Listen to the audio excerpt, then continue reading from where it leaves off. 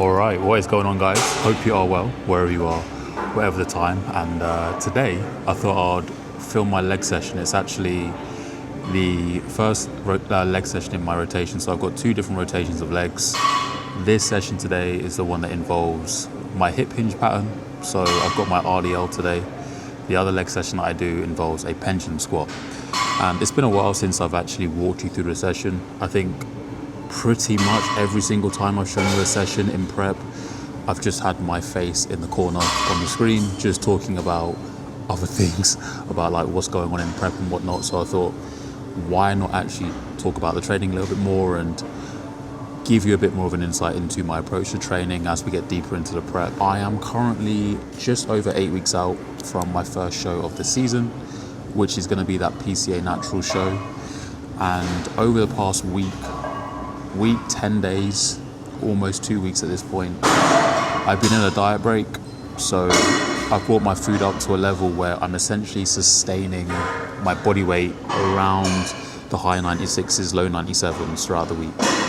That's definitely been doing wonders in terms of my performance in the gym. Things feel a little bit easier than what they did from a couple of weeks ago.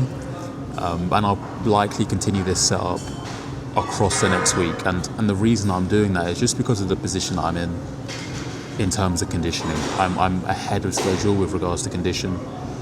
And if I can preserve performance for as long as possible, then I'm going to do that. There's no point in me just continuously plummeting my food down, trying to chase more condition right now when I don't need to do that right now. So I'll obviously diet break up until about the 7 week out mark and then get back to pushing.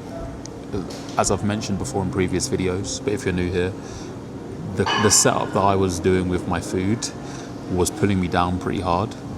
But I think that works pretty well for me because I can just pull down hard and then refeed and still retain decent performance. So yeah, anyway, I'm going to get on with my mobility work. I usually start off all of my workouts with a 5-minute walk and all of my prehab, rehab and ab work as well. So I'm going to get on with that and then move on to the first exercise, which is going to be a lying hamstring curl.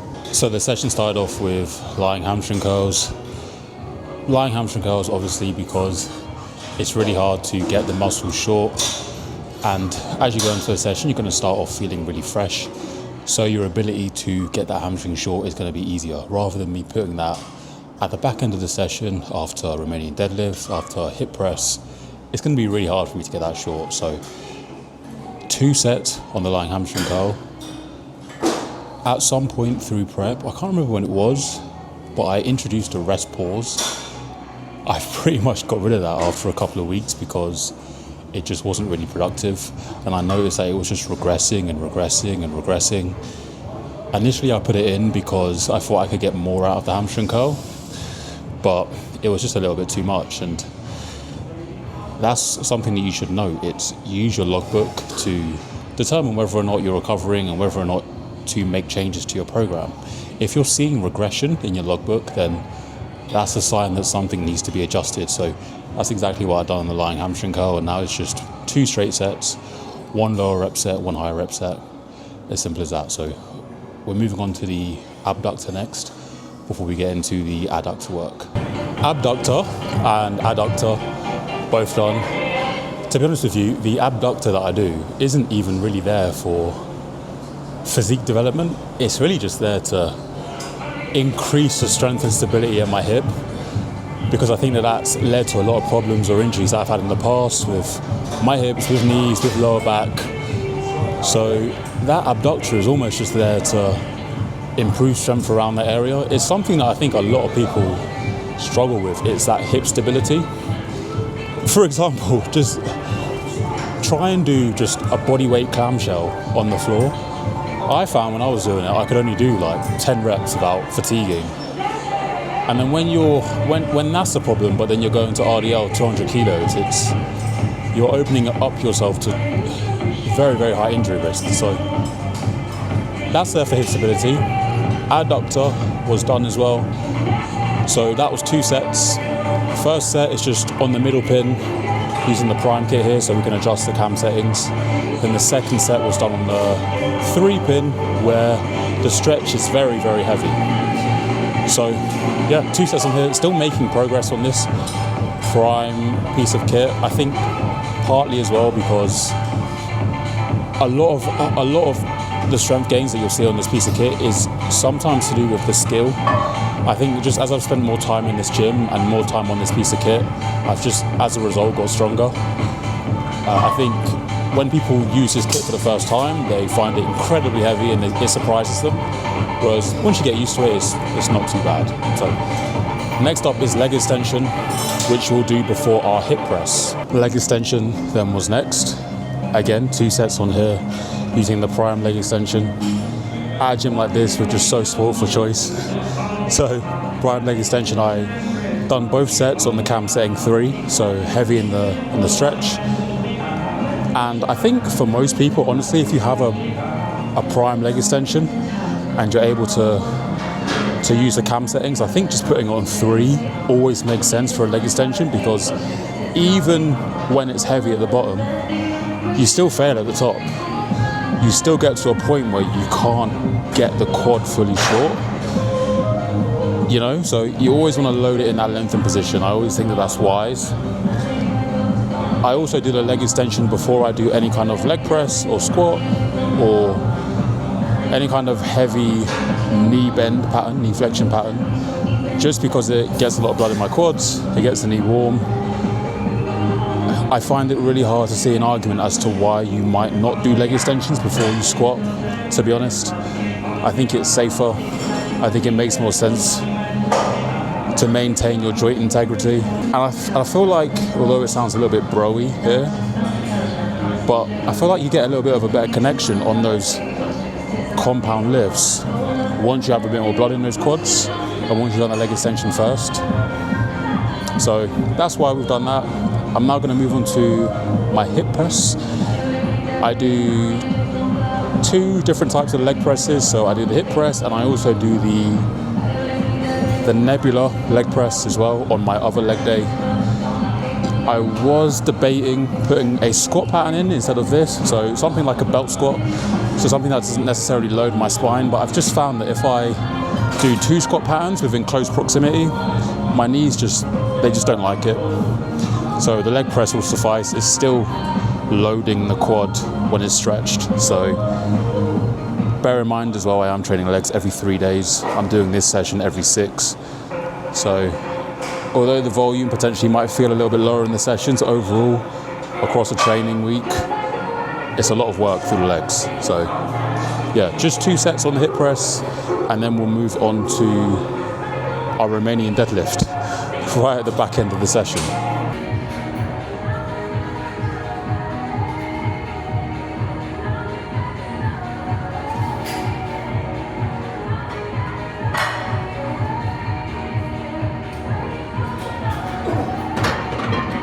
Straight from the hip press to 1 set on the RDL, and it's such a mental battle, this movement, especially as you're coming down in a prep. I'm sure you'll be able to relate if you're in a contest prep or if you dieted before. I'll be driving to the gym, or I'll be nearing the movement, and my brain is coming up with excuses as to why I don't have to do this today. Like, oh, yesterday you done quite a lot of steps, or you're on your feet all day, or your low back is a little bit stiff, maybe you shouldn't do it, or you don't need to do RDLs, like what's the point? Just do another movement that's easier. You have these constant battles in your mind about doing something that's hard, but if you look at all of the physiques who have backs that are dense throughout their prep, that don't disappear, there's a hinge involved, and not only is there a hinge, there's hard stuff involved. It's not just pull downs and easy rows.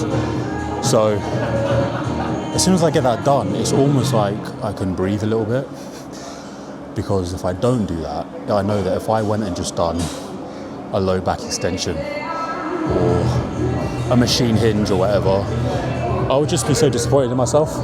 At the very least, I can try, and if it doesn't go, it doesn't go. But not trying and making up excuses is not acceptable.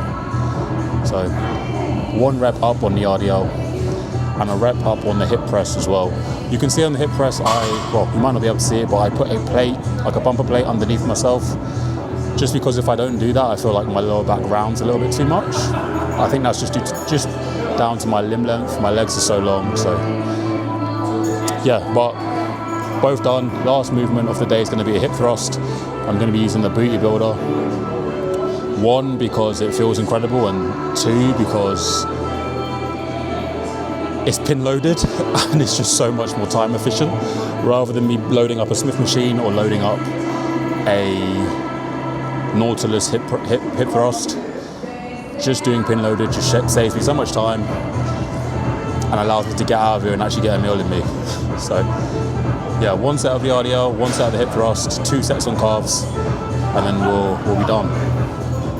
All right, that is the leg session wrapped up. Very good session today. Very happy with my performance. Up a rep on that Romanian deadlift. Really good set. You'll notice watching back, if you see in the video, not so much this week, but what I have been doing is almost leaving a rep in the tank with the Romanian deadlift, just so I'm not taking any unnecessary risks. Then with the hip thrust, that was a great set. Went up in load on that one, and then done some calf raises. I don't track my calves in terms of the weight that I use with the standing calf raise. I almost treat that a bit like a rest pause set, just 2 pretty quick sets, just to get a lot of blood in there and yeah, make it feel hard, and that's it.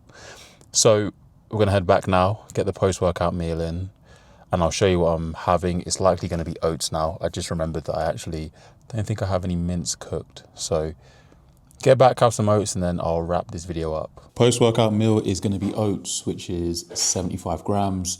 We have some whey in there, which is 30 grams, 10 grams of honey, 15 grams of dark chocolate, 15 grams of raisins, and 50 grams of blueberries. So this is meal 3 of the day. The high day is not high day actually, just part of the diet break. So a little bit more honey, oats, carbohydrates basically. What are you trying to show me? This is for later. Tremendous. This is meal 6. Lasagna that I won't be able to have. Very nice. There you go. So yeah, post-workout meal, what else we got? Yeah, that's pretty much it. I think we'll wrap the video up here, to be honest. Let me know your thoughts on this style of content. Before, I had been just filming post-workout and almost just doing a voiceover to my training, but this time talking in the gym. Let me know your thoughts, if you enjoyed it a little bit more. If so, like the video. If you haven't already, subscribe to the channel, and I'll see you for the next one.